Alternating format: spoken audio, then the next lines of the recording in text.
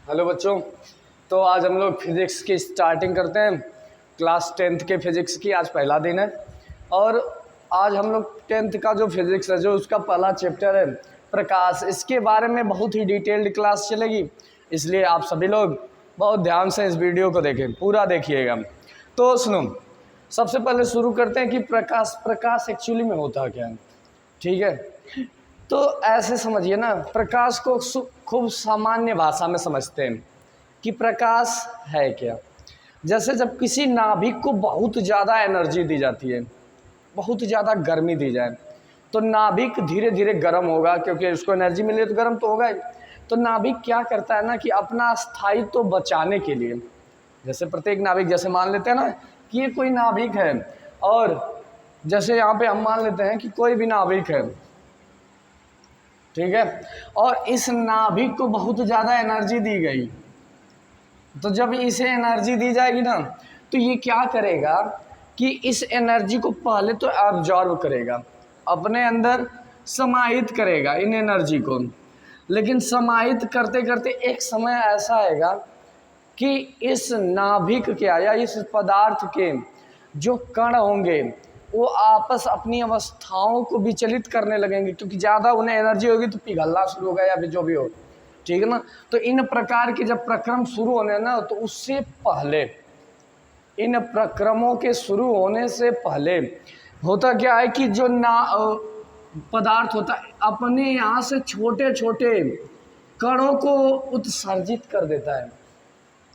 प्रत्येक पदार्थ अपने बाह्य परत के, जैसे एक गेंद ले लेते हैं, तो गेंद के जो ऊपरी सिरे होता है, तो ऊपरी सिरे का बाह्य पृष्ठ से छोटे छोटे क्या करेगा, कणों को उत्सर्जित कर देगा। और ये कण जब उत्सर्जित होंगे तो इन कणों को एक अधिक मात्रा में प्रकाश नहीं, इन कणों को एक अधिक मात्रा में प्रकाश कर सकते हैं, या फिर कह सकते हैं कि जो ऊर्जा उसको मिली हुई थी उस ऊर्जा को उठा के इन कणों को दे देगा। और ये लोग कण क्या करेंगे, उस ऊर्जा का विनिमय वातावरण के साथ करते हैं। जैसे यदि हम ठंडियों के दिनों में आग से हाथ सेकते हैं, तो होता क्या है कि यदि हम हाथ आग के पास रखें तो हमारा हाथ जलने लगता है, क्योंकि ये फोटान्स होते हैं, इन कणों को फोटान्स बोलते हैं। तो यहाँ से एक सवाल ये भी बनता है ना कि प्रकाश की सबसे छोटी इकाई क्या होती है, और ऑप्शन में दे देगा इलेक्ट्रॉन, प्रोटॉन, न्यूट्रॉन, फोटान। तो याद रखिएगा, इलेक्ट्रॉन, प्रोटॉन, न्यूट्रॉन नाभिक के कण होते हैं, जबकि फोटान प्रकाश का सबसे बेसिक कण होता है।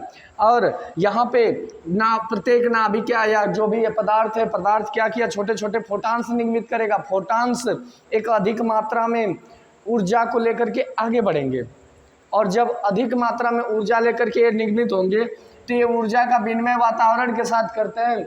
और वातावरण के साथ विनिमय करने का मतलब होता है कि ये एनर्जी को इधर उधर छोड़ते। तो जैसे आग जल रही हो, आग के समय जब हम हाथ को लगाएंगे, हाथ हमारा आग के पास होता है, तो हमें ज़्यादा से ज़्यादा फोटान्स हमारे हाथ से टकराते हैं। और जब ज़्यादा फोटान हमारे हाथ से टकराते हैं तो जिसकी वजह से हमें बहुत ज़्यादा गर्मी महसूस होती है। परंतु जब यही हम हाथ थोड़ा दूर कर देते हैं, जैसे यहाँ से ना होकर के इधर कर दें, तो ये फोटान कम से कम हो जाएंगे जो कि हमारे हाथ से टकराएंगे। तो जब कम फोटान टकराएंगे हमारे हाथ से, तो हमारे हाथ को कम गर्मी महसूस होगी। मतलब आग के पास ज़्यादा फोटान है, ज़्यादा गर्मी महसूस होगी, थोड़ा दूर करेंगे कम फोटान है, कम गर्मी महसूस होगी। तो ये चीज़ें होती हैं। ये क्या किया, नाभिक अपना स्थायित्व तो बचाने के लिए छोटे छोटे फोटान से निर्मित किया। फोटान से एक प्रबल मात्रा में ऊर्जा को लेकर के आगे बढ़ते हैं, और यही ऊर्जा जब आगे बढ़ती है तो वातावरण के साथ जब मुक्त होती है तो वातावरण में एक प्रकार की हलचल उत्पन्न करती है। और जब ये हलचल उत्पन्न करती है तो किसी निकाय द्वारा उत्पन्न होने वाली हलचल या इन्हीं हलचलों से तरंगों का निर्माण होता है। तो हम कह सकते हैं ना कि फोटान्स क्या करते हैं, प्रबल तरंगों का निर्माण करते हैं, जो कि कुछ इस स्वरूप में आगे बढ़ती हैं। अब ये तरंग तो निर्मित कर दिया, अब यहाँ से अनेक प्रकार के अनेक तरंग निर्मित होते हैं। किसी भी नाभिक के या पदार्थ के हीट होने की वजह से जो फोटान निर्मित होते हैं फोटान अनेक प्रकार की तरंगों का निर्माण करते हैं, और जब अनेक प्रकार की तरंगों का निर्माण करती हैं तो ये सभी तरंगे कुछ इस स्वरूप में, इस प्रकार की एक जटिल संरचना से बंधी होती है। और ये संरचना अगर देखा जाए तो कुछ इस तरह की प्रतीत होती है, जैसे लगता है कि ये संरचना गोलाकार ना होकर के एक सीधी सरल रेखा है। कह सकते हैं कि प्रकाश को, अब देखिए यही प्रकाश है, बशर्ते समझिए कि फोटान्स होते हैं। फोटान्स क्या करते हैं? तरंगों का निर्माण करते हैं, और तरंगे एक निश्चित आयाम मतलब ये दूरी, निश्चित आयामों के बीच गति करती है। और जब निश्चित आयामों के बीच गति करती है ना, तो अनेक प्रकार की तरंगों का निर्माण होते हैं। जैसे देखिए, कोई रस्सी होती है, कोई रस्सी देखने में तो सीधी लगती है, लेकिन उसकी यदि धागों की देखा जाए क्वालिटी, तो धागे क्या होते हैं? आपस में एक दूसरे से जटिल संरचना से जड़े होते हैं। ठीक है, तो उसी तरह से इन तरंगों के द्वारा खूब जटिल संरचना निरूपित की जाती है। और हाँ, जब हम लोग प्रकाश का वर्ण विक्षेपण पढ़ते हैं ना, तो प्रिज्म बेसिकली क्या करता है ना कि इन्हीं तरंगों को अलग अलग कर देता है। जो प्रिज्म होता है, इन्हीं तरंगों को इनके तरंगदैर्ध्य या आवृत्ति के आधार पर अलग अलग कर देगा, जिसकी वजह से ये तरंगे अनेक प्रकार के रंगों का निर्माण कर देती हैं, जिसे हम लोग विवजॉर पढ़ते हैं। तो पहले यहाँ समझते हैं कि कोई नाभिक गर्म हुआ, तप्त लाल हुआ, इसने क्या किया? छोटे छोटे फोटान्स निर्मित किए, फोटान्स ने तरंगों का निर्माण किया, और जब तरंगे एक दूसरे में जटिल संरचना बनाती हैं, जो कि ऐसा प्रतीत होती है कि एक सीधी संरचना है, और इसी संरचना को हम लोग प्रकाश कहते हैं। ठीक है, तो अब यहाँ से याद रखिएगा कि तरंगों द्वारा निर्मित जटिल संरचनाओं से घिरी हुई एक सीधी रेखा प्रकाश कहलाती है। और ये ना एक प्रकार की ऊर्जा होती है।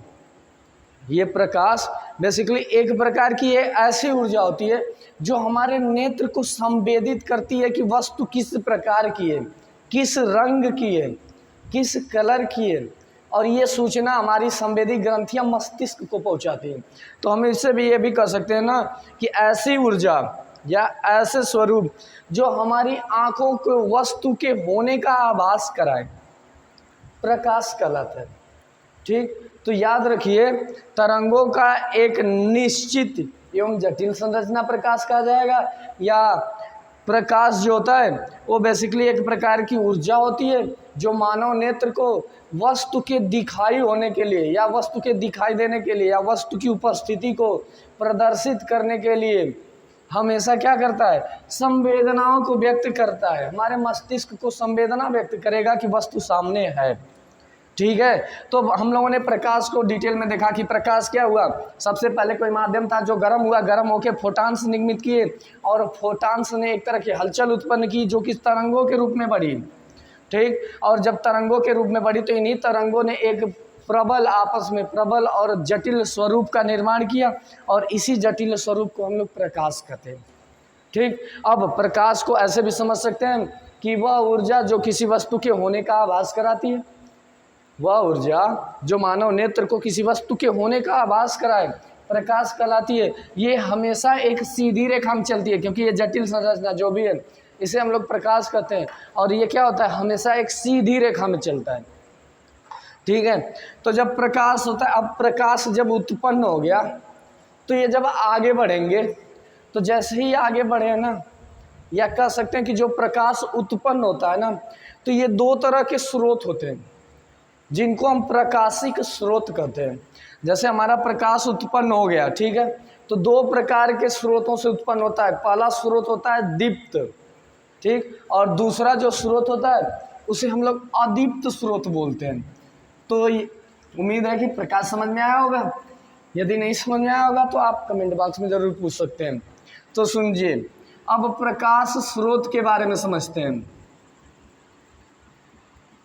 तो प्रकाश स्रोत जो ना, वो दो प्रकार के होते हैं। पहला हमारा होता है अदीप्त और दूसरा होता है दीप्त। अब इन दोनों को सामान्य भाषा में समझिए, बिल्कुल आसान से शब्दों में। दीप्त का मतलब होता है दिखाई देना। कोई भी वस्तु कब दिखाई दे सकती है? जब उसके पास स्वयं प्रकाश हो। ठीक है। अदीप्त का मतलब होता है, अ का मतलब होता है नहीं, दीप्त का मतलब होता है दिखाई देना। अर्थात कोई वस्तु, एक ऐसी वस्तु जो दिखाई ना दे। तो यहाँ दिखाई ना देने का अभिप्राय ये है ना कि ऐसी वस्तु जिसके पास प्रकाश ही ना हो। देखिए, दीप्त वस्तु का मतलब है दिखाई देना। तो अब यहीं पे जब प्रकाशिक स्रोत की बात आती है तो ये होता है दीप्त माध्यम, अदीप्त माध्यम। दीप्त माध्यम का मतलब होता है वे माध्यम जिनके पास स्वयं का प्रकाश होता है, जैसे सूर्य। वे माध्यम जिनके पास स्वयं का प्रकाश होता है, जो किसी भी प्रकाश के लिए डिपेंड ना होते हैं, उन्हें हम लोग कहते हैं दीप्त माध्यम। और दूसरा जो होता है वो होता है अदीप्त माध्यम। अदीप्त माध्यम का मतलब है ना कि वे माध्यम जिनके पास स्वयं का प्रकाश नहीं होता है, ये क्या करते हैं, किसी दूसरे से आने वाले प्रकाश को ऑब्जर्व करते हैं, ग्रहण करते हैं, और उसके बाद उसी प्रकाश को चारों तरफ फैला देते हैं, वितरित करते हैं। या वे माध्यम जो किसी दूसरे माध्यम से उत्पन्न होने वाले प्रकाश की वजह से प्रकाशित होते हैं, जैसे हमारा चंद्रमा। ठीक है, तो चंद्रमा क्या है, सूर्य के प्रकाश से प्रकाशित होता है, या सूर्य का प्रकाश हम पर भेजता है। तो चंद्रमा हमारा क्या हो जाएगा, अदीप्त हो जाएगा। सूर्य दीप्त। दीप्त क्यों, क्योंकि उसमें स्वयं का प्रकाश है सूर्य में, और चंद्रमा में स्वयं का प्रकाश नहीं है, इसलिए अदीप्त। ठीक है, तो प्रकाश की उत्पत्ति के आधार पे जो माध्यम होते हैं बेसिकली दो प्रकार के होते हैं। पहला दीप्त होता है, दूसरा अदीप्त होता है। दीप्त मतलब जो स्वयं उत्पन्न करे, अदीप्त मतलब जो स्वयं ना उत्पन्न करे, किसी दूसरे का प्रकाश हो। ठीक है, तो जैसे ही प्रकाश इन दोनों के स्वरूपों में आता है, तो फिर थोड़ा सा समझते हैं कि जब प्रकाश आगे बढ़ता है तो इसको माध्यम मिलते हैं, गमन पथ या गमन माध्यम। प्रकाश जिस माध्यमों में ट्रेवल करता है, एक स्थान से दूसरे स्थान तक स्थानांतरित होता है, उनमें क्या होता है कि माध्यम मिलते हैं। तो माध्यम दो तरह के तीन तरह के होते हैं, मुख्यतः दो तरह के होते हैं, लेकिन तीन तरह से डिवाइड किया जाता है। ठीक है, एक होता है पारदर्शी माध्यम, दूसरा होता है अपारदर्शी माध्यम, तीसरा होता है पारभाषक माध्यम। तो हम लोग देखेंगे। ठीक है, तो इनको समझते हैं कि जो प्रकाशिक माध्यम होते हैं, प्रकाशिक माध्यम ये भी हमारे तीन टाइप्स में बांटे जाते हैं। ठीक है, और ये होते हैं पारदर्शी, पारभाषक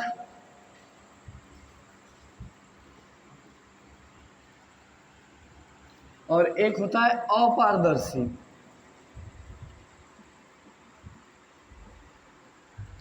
ठीक है, तो इन तीनों को अब समझते हैं। देखिए, पारदर्शी माध्यम होने का मतलब ये होता है ना कि ऐसे माध्यम जिनके आर पार देखा जा सके। पार का मतलब होता है दूसरी तरफ, दर्शी का मतलब दिखाई दे, दूसरी तरफ दिखाई दे। सिंपल सा मतलब समझिए, पारदर्शी का क्या मतलब है, जिसके दूसरी साइड भी दिखाई दे। अब दूसरी साइड कब दिखाई देगा, देखिए फिजिक्स का एक रूल है। रूल ये कहता है ना कि वस्तु से चलकर प्रकाश हमारी आंखों में आता है, और कोई बीच में माध्यम है, अगर उस साइड से चलने वाला प्रकाश हमारी आंखों में आया तो जाहिर सी बात है कि प्रकाश इस माध्यम को पार कर गया। ठीक है, तो ऐसे माध्यम जिसके पार दिखाई दे, या वे माध्यम जिनके उस पार आसानी से देखा जा सके, जैसे वायु कभी भी रोकती नहीं है। ठीक, तो या कह सकते हो कि कुछ भी हो सकता है माध्यम में, जैसे अगर हम जल की पतली परत ले लें तो ये भी हमारा पारदर्शी माध्यम होता है। तो ऐसे माध्यम जिनके पार देखा जा सके पारदर्शी माध्यम कहलाते हैं, और जिसके पार नहीं देखा जा सके वो अपारदर्शी कहलाएंगे। अ का मतलब नहीं, पारदर्शी का मतलब पारदर्शी हो, मतलब कि वैसे माध्यम जिनके उस पार नहीं देखा जा सकता है अपारदर्शी माध्यम कहलाएंगे। जो अगला होता है वो होता है पारभाषक माध्यम। ऐसे माध्यम जिनके आर पार आंशिक रूप से देखा जा सके, स्पष्ट ना देखा जा सके, आंशिक रूप से देखा जाए। आंशिक रूप से कहने का मतलब है ना कि धुंधला दिखाई दे। ठीक है, तो जब धुंधला दिखाई दे, जैसे में अगर कोई हम ले लेते हैं पेज ही ले लें और उसके ऊपर तेल गिर जाए या पानी गिर जाए, तो कुछ ऐसे पेज होते हैं जिनके आर पार हल्का हल्का दिखाई देने लगता है। तो जब आर पार दिखाई देने लगे ना, मतलब क्या हुआ कि एक ऐसा माध्यम है जिसके पार आसानी से देखा जा सकता है, पारदर्शी है।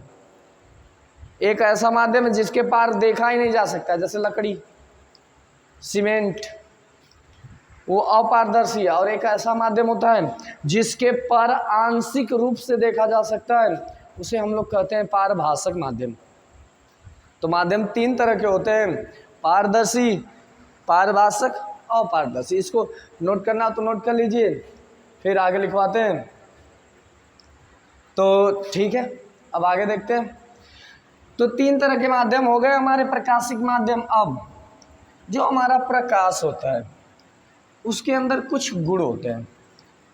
प्रकाश है तो प्रकाश के कुछ गुण होते हैं, जैसे प्रकाश हमेशा एक सीधी रेखा में चलता है, ठीक, जब तक कि उस पर कोई बाह्य कारक कार्य नहीं करे तब तक प्रकाश क्या होता है, सीधे रेखा में गमन करता है। दूसरा, प्रकाश वस्तु के दिखाई देने के लिए उत्तरदायी होता है। तीसरा, प्रकाश पारदर्शी माध्यमों में आसानी से गुजर जाता है।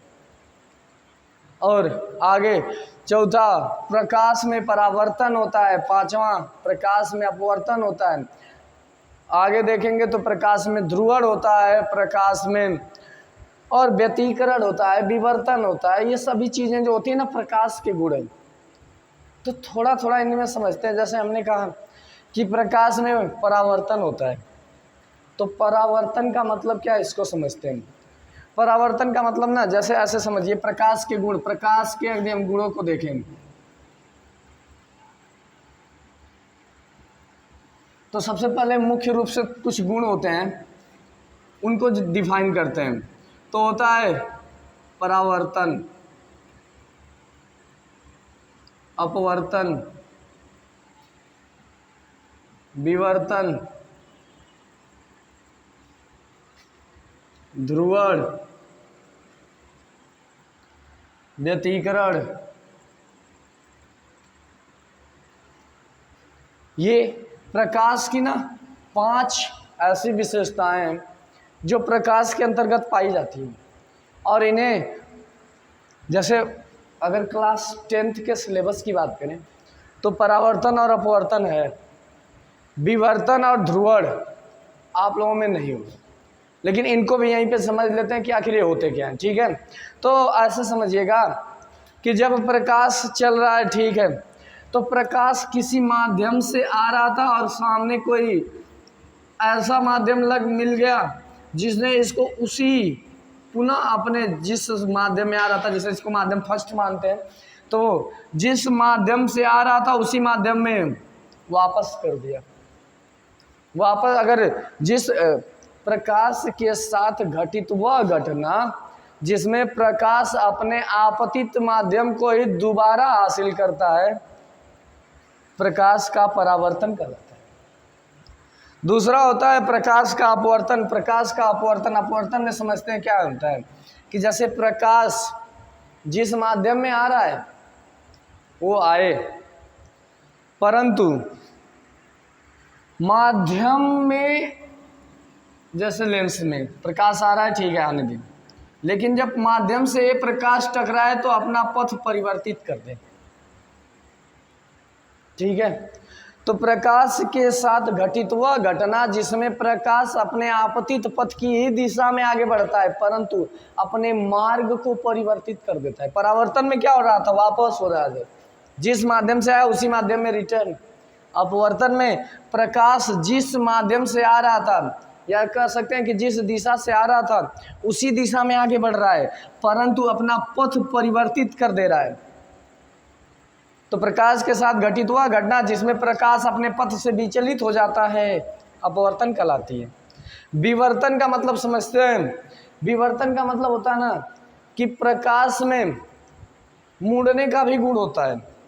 अब जैसे ऐसे इसको सिंपल भाषा में समझते हैं कि कोई पानी है जो प्रेशर के साथ आगे बढ़ रहा है, और यदि पानी प्रेशर के साथ आगे बढ़ रहा है, जैसे ना पानी है और ये प्रेशर के साथ बिल्कुल इसमें आगे बढ़ रहा है जल,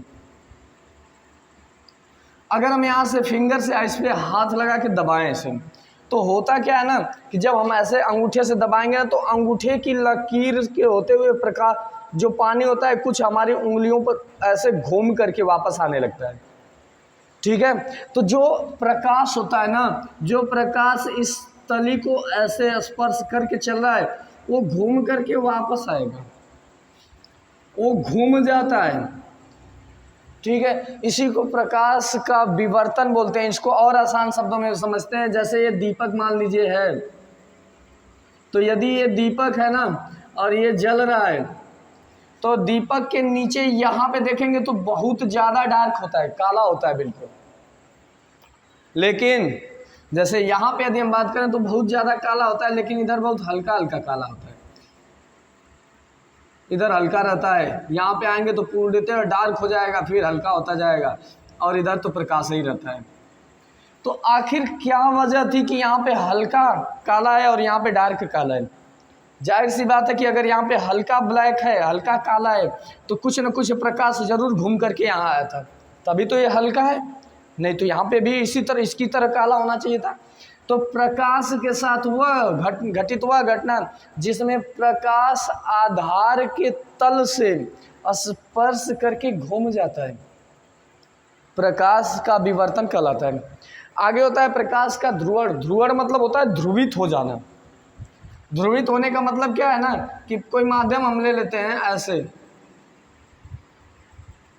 और इस माध्यम की क्वालिटी ये है कि प्रकाश को ये माध्यम बेसिकली ना इधर से ना इधर से, ये प्रकाश जब भी निकालेगा तो प्रकाश यहीं से निकलेगा। ठीक है, तो मान लेते हैं कि एक किरण इधर से आ रही है, एक किरण इधर से आ रही है, एक किरण इधर से आ रही है, कई किरणें आ रही हैं इस बिंदु पे। तो होगा क्या कि ये बिंदु से सतह से टकराते टकराते धीरे धीरे होगा क्या कि प्रकाश सीधी रेखा में आ जाएगा। ये भी किरण गई सीधी रेखा में, ये भी किरण गई सीधी रेखा में, आगे बढ़ गए। तो जब अनेक प्रकाशिक किरणें मिल करके एक किरण बन जाए, प्रकाश के साथ घटित हुआ घटना जिसमें अनेक किरणें मिलकर के एक किरण बन जाती है, प्रकाश का ध्रुवण कहलाता है। ध्रुवण मतलब होता है ध्रुवित हो जाना, केंद्रित हो जाना। यहाँ पे प्रकाश क्या हो गया? केंद्रित हो गया।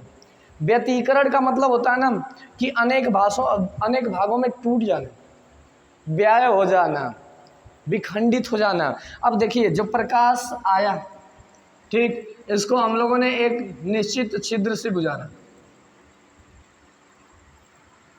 निश्चित छिद्र से गुजारा। आगे हम लोगों ने एक प्रकार का अवरोध लगा दिया जिसकी वजह से प्रकाश होगा क्या कि इनसे टकराएगा, आपस में टकराते टकराते यहाँ से निकलेगा, कुछ प्रकाश यहाँ से निकलेगा। फिर यहाँ पे हमने लगा दिया तो कुछ प्रकाश यहाँ से निकलेगा, कुछ यहाँ से निकलेगा और कुछ यहाँ से निकलेगा। आप देखिए एक ही प्रकाश की किरण को हमने 3 या 3 से अधिक भागों में तोड़ दिया है। इसे हम लोग प्रकाश का व्यतिकरण बोलेंगे। व्यतिकरण मतलब क्या है कि देखिए एक उच्च कोटि का प्रकाश था, एक अधिक तीव्रताओं का था, मैंने इसको तोड़ करके कई तीव्रताओं में, जैसे मान लीजिए कि अगर इस प्रकाश की तीव्रता 15 की थी, इसके अंदर 15 की ऊर्जा थी जो भी है, तो अब यहाँ पे जो प्राप्त हुआ वो कितने का? 5-5 का, तोड़ दिया गया इसे। तो प्रकाश की किसी प्रकाशिक किरण को अनेक हिस्सों में तोड़ देना प्रकाश का व्यतिकरण कहलाएगा। अब सुनो, आप लोगों को सिर्फ इतना लिखना है प्रकाश के गुण में कि प्रकाश में परावर्तन होता है, प्रकाश में अपवर्तन होता है, प्रकाश में विवर्तन होता है, प्रकाश में ध्रुवण होता है, प्रकाश में व्यतिकरण होता है। और आगे भी यदि बात करें आगे, तो हमेशा याद रखिएगा कि अगला गुण जो लिखें तो हम क्या लिख सकते हैं कि प्रकाश सीधी रेखा में चलता है, प्रकाश की चाल 3 × 10⁸ मीटर प्रति सेकेंड होती है, अर्थात यदि हम ऐसे देखें तो 3 लाख किलोमीटर प्रति सेकेंड हो जाए। ठीक है, तो 3 लाख किलोमीटर प्रति सेकेंड के वेग से आगे बढ़ता है प्रकाश, और प्रकाश में अनेक तरंगें मिश्रित होती हैं। प्रकाश एक प्रकार की ऊर्जा होती है जो किसी वस्तु के उपस्थिति को प्रदर्शित करती है। ठीक है, तो ये प्रकाश के कुछ गुण होते हैं जिन गुणों को आप चाहें तो आसानी से लिख सकते हैं। ठीक है, तो इसे अगर लिखना हो तो कुछ लिख लीजिए, फिर आगे हम बताते हैं।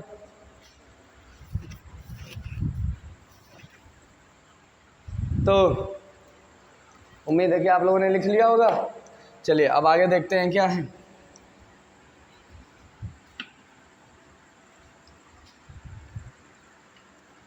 इनको मिटाते हैं। तो अब हम लोग देखेंगे प्रकाश की जो किरणें होती हैं, ठीक है, वे आगे बढ़ती हैं। तो जब आगे बढ़ती है ना, तो जब एक किरण आगे बढ़ रही है तो इसको हम लोग प्रकाशिक किरण बोलते हैं। लेकिन जब अब कई किरणें एक साथ होकर के आगे बढ़ती हैं तो इसको प्रकाशिक पुंज कहते हैं, ठीक है। तो प्रकाशिक किरण के समूह को, समूह, पुंज का मतलब होता है गुच्छा, पुंज का मतलब गुच्छा, गुच्छे का मतलब होता है समूह। तो प्रकाशिक किरणों के समूह को प्रकाशिक पुंज कहते हैं।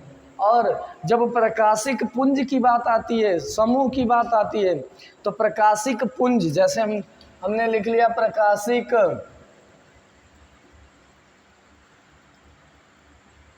पुंज, तो ये प्रकाशिक पुंज 3 प्रकार के होते हैं। एक होता है हमारा समांतर किरण,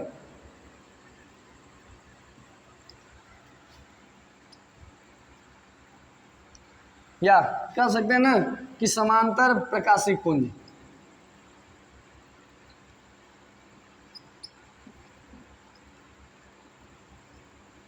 दूसरा होता है अभिसारी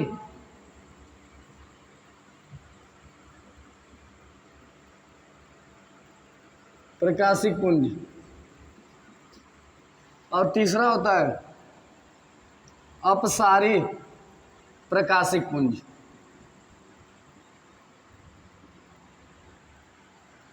ठीक है ना। तो 3 तरह के पुंज होते हैं, प्रकाशिक किरणों, या फिर कह सकते हैं प्रकाशिक पुंज की बात करें, पुंज का मतलब गुच्छा।